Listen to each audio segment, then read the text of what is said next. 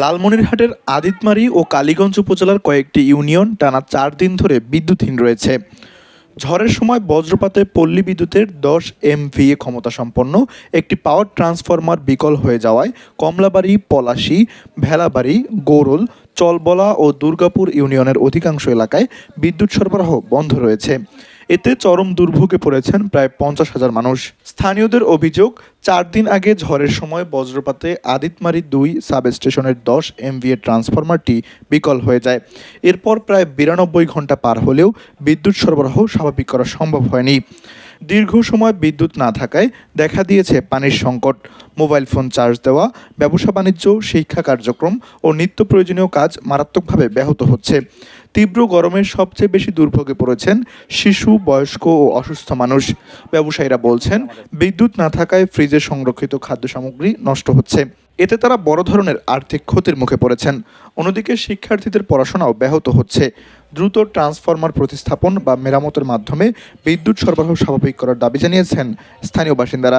প্রায় ৪ দিন থেকে আমাদের ক্লাসে কারেন্ট নেই। আমাদের ক্লাস ভালো করে হচ্ছে না, পড়াশোনাও হচ্ছে না।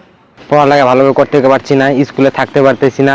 আমাদের বড় ভাই বোনরা এরা ভালোভাবে পরীক্ষার জন্য প্রস্তুতি নিতে পারতেছে না।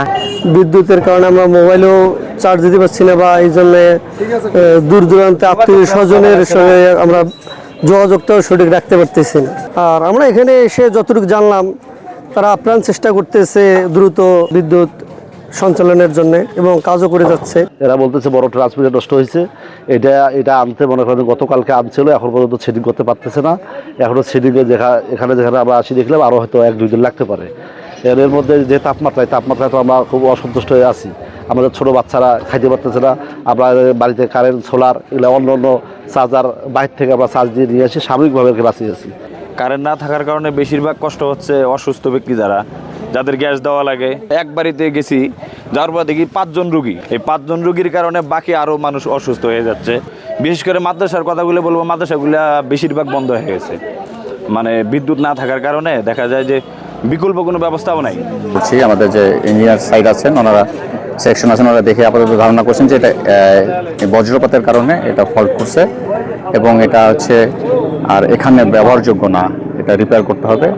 তাৎক্ষণিক ডিসিশনে আমরা দ্রুত একটা ট্রান্সফরমার আমরা বরাদ্দ করে দ্রুত পরিবহন করতে এবং পূর্বের যে আমার ট্রান্সফরমারটা এটা অপসারণ, দেন হচ্ছে এই নতুন ট্রান্সফরমার আমাদের স্থাপন এবং এখন যে আমাদের সংযোগের দেখবেন যে আপনার সংযোগ চলমান আছে, সংযোগ বলতে আপনার কানেকশনগুলো চলমান আছে।